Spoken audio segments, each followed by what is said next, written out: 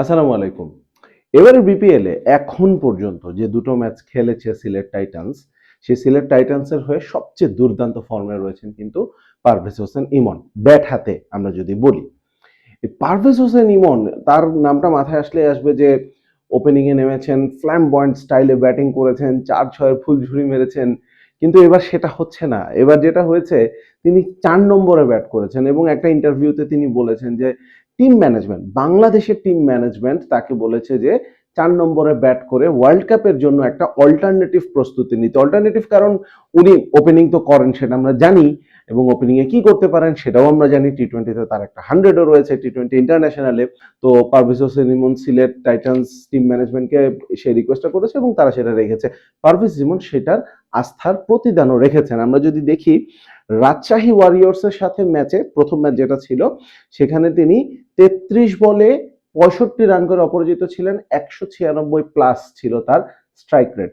দ্বিতীয় ম্যাচে নোয়াখালী এক্সপ্রেসের সাথে তিনি ৪১ বলে ৬০ রান করেছেন, যেখানে 146 প্লাস ছিল তার স্ট্রাইক রেট। তার মানে দুটো ম্যাচেই কিন্তু তিনি 60 প্লাস স্কোর করেছেন এবং খুব ভালো স্ট্রাইক রেটে ব্যাট করেছেন। কথা ওটা না, কথা হচ্ছে যে ৪ নম্বরে ব্যাট করার জন্য যে একটা ধীরস্থির মনোভাব কিছুটা ওপেনারদের সাথে তুলনা করলে, যেহেতু ইনিংসটা বিল্ডিং করতে হবে, সেই জিনিসটা তার মধ্যে আছে কিনা। ইউজুয়ালি আমাকে যদি এবারের বিপিএল এর আগে জিজ্ঞাসা করা হতো বাংলাদেশ জাতীয় দলে সাইফ হাসান, তারপর তানজিদ তামিম, লিটন, ইমন সবাই একসাথে খেলছে, সবাই ওপেনার, তাহলে কিভাবে কি সাজাবো? লিটন তো ৩-এ খেলছে, আচ্ছা ঠিক আছে, তাহলে ৪-এ কে খেলবে? আমি কিন্তু সবসময় বলবো যে ৪-এ যদি তাওহিদ হৃদয় কে ৫-এ খেলায়, ৪-এ হচ্ছে যে সাইফ হাসানকে খেলানো, কারণ সাইফ হাসান পাওয়ারফুল খেলে। সাইফ হাসানের জন্য ৪-৬ মারার জন্য তার পাওয়ার প্লে দরকার হয় না, যেখানে ইমনের হয়তো ৪-৬ মারার জন্য পাওয়ার প্লে দরকার হয়। সেক্ষেত্রে একটা মাত্র প্রবলেম যেটা ছিল যে সাইফ হাসান হয়তো বা সিঙ্গেলস ওভাবে এখন পর্যন্ত বের করতে পারেন অনেক ফ্লুয়েন্টলি, সেটা আমাদেরকে প্রমাণ করতে পারেননি। সো এই জায়গায় কিন্তু পারভেজ হোসেন ইমন এবার মুন্সিয়ানা দেখাচ্ছেন অন্তত এখন পর্যন্ত বিপিএল এ। আমরা রাজশাহীর সাথে যে ম্যাচটার কথা বলেছিলাম যেখানে তিনি ৩৩ বলে ৬৫ রান করে অপরাজিত ছিলেন, সেখানে তিনি ৪ মেরেছেন ৪টা, ৬ মেরেছেন 5টা। তার মানে হচ্ছে যে ৪-৬ থেকেই তিনি কিন্তু ৪৬ রান করেছেন এই ৪-৫-৯ বলে, ৯ বলে ৪৬। বাকি ২৪ বলে তিনি করেছেন ১৯ রান। এখানেও কিন্তু আপনি স্ট্রাইক রেটকে অনেক বেশি পিছিয়ে রাখতে পারবেন না, কনসিডারিং তিনি নাম্বার 4-এ ব্যাট করেছেন। এবং আরো মজার ব্যাপার হচ্ছে সেই ম্যাচটাতে ৯ম ওভারের সময় তিনি ব্যাটিং এ এসেছিলেন যখন সিলেটের স্কোর ছিল ৬৮ রান ২ উইকেট। অর্থাৎ এর পরে সিলেট যে 190 পর্যন্ত যেতে পেরেছে সেটার সিংহভাগ অবদান কিন্তু এই পারভেজ হোসেন ইমনের। যেমনটা বলছিলাম বাউন্ডারি বাদে তিনি ২৪ বল থেকে ১৯ রান করেছেন, এছাড়াও কিন্তু তিনি ৪-৬ মেরেও কিন্তু শেষমেশ স্কোরটাকে বড় জায়গায় নিয়ে যেতে সক্ষম হয়েছেন। এবার দ্বিতীয় ম্যাচের ঘটনা কিন্তু ওই আগের মতো 190 প্লাস স্ট্রাইক রেট না, 146 প্লাস, ৪১ বল থেকে ৬০ রান, যেখানে তিনি ৪ মেরেছেন ৬টা এবং ৬ মেরেছেন ২টো। অর্থাৎ ৪-৬ মেরে তিনি এই ৮ বল থেকে করেছেন হচ্ছে ৩৬ রান। বাকি ২৪ রান তিনি করেছেন ৩৩ বলে। এখন আপনি যদি প্রথম ম্যাচের সাথে কম্পেয়ার করেন, এটা মনে হবে যে এটা কি একটু স্লো খেলেছেন কিনা, কিন্তু প্রসঙ্গটা আসবে যে তিনি চেস করছেন নাকি রান সেট করছেন, টার্গেট সেট করছেন।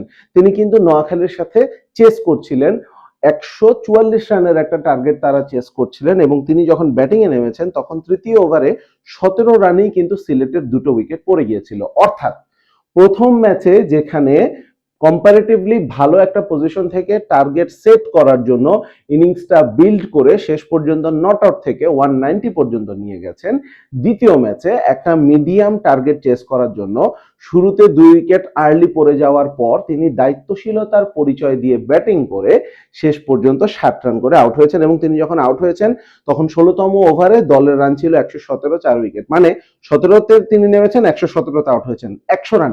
এই ১০০ রানের মধ্যে ৬০ রান, 60% রান পারভেজ হোসেন ইমন একাই করেছেন। এরপরে সেই ম্যাচ মেহেদী হাসান রানা হ্যাট্রিক করে ক্লোজ করে ফেলেছে। তারপর হচ্ছে যে কোনো মতে সিলেট হারতে হারতে শেষ বলে এসে ম্যাচটা জিতেছে।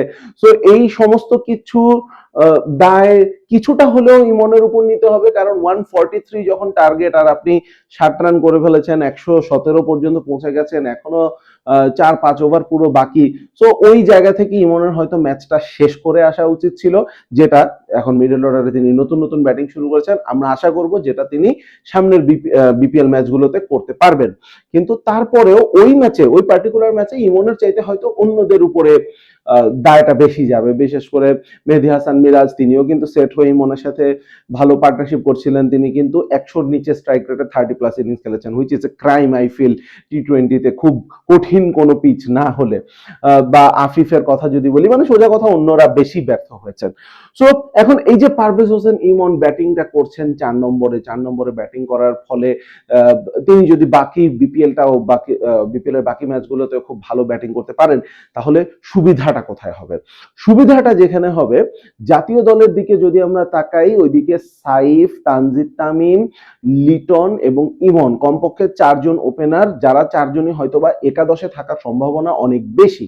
এখন লিটন নাম্বার 3-তে আমরা মোটামুটি ফিক্স যদি ধরে রাখি, এবং আমরা বারবার বলি যে বাংলাদেশ জাতীয় দলের টি20 ফরম্যাটে মিডল অর্ডারে একটা শূন্যতা কিন্তু সৃষ্টি হচ্ছে। তাওহিদ হৃদয় ছাড়া আর কোনো মিডল অর্ডার ব্যাটার নেই। তাওহিদ হৃদয়ের পরে যারা আসছেন তারা সবাই স্লগার বা ফিনিশার, আপনি যাই বলেন না কেন।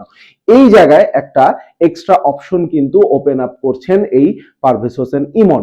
পারভেজ হোসেন ইমন তিনি যদি 4 নম্বরে খেলেন, তাহলে সাইফ, যেহেতু তিনি অত বেশি সিঙ্গেল সেভ সিদ্ধহস্ত না, তিনি ওপেনিং এ পাওয়ার প্লেটাও কাজে লাগাতে পারবেন সেট হয়ে গেলে। তানজিদ তামিম তো রয়েছেন, তাহলে তানজিদ তামিম, সাইফ যদি ওপেন করেন, লিটন এবং ইমন তারপরে 4 নম্বরে নামবেন, তাওহিদ হৃদয় চলে যাবেন 5-এ, এবং সেই ক্ষেত্রে ওই 5-এর পরে 6-এর ওই জায়গাটাতে আমাদের হয়তো ওই জাকের আলী, শামীম পাটোয়ারি, নুরুল হাসান সোহান, এই 3জনের মধ্যে একটা ফাইট হবে।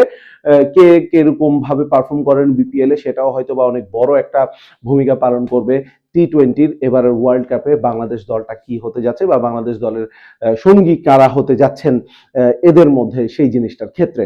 সো ওভারঅল আমি বলবো যে পারভেজ হোসেন ইমনকে 4 নম্বরে ব্যাট করানোটা বাংলাদেশ টিম ম্যানেজমেন্টের, যার মাথা থেকে এসেছে আইডিয়াটা, ইট ওয়াজ এ ব্রিলিয়ান্ট আইডিয়া। অন্তত এখন পর্যন্ত তাই মনে হচ্ছে।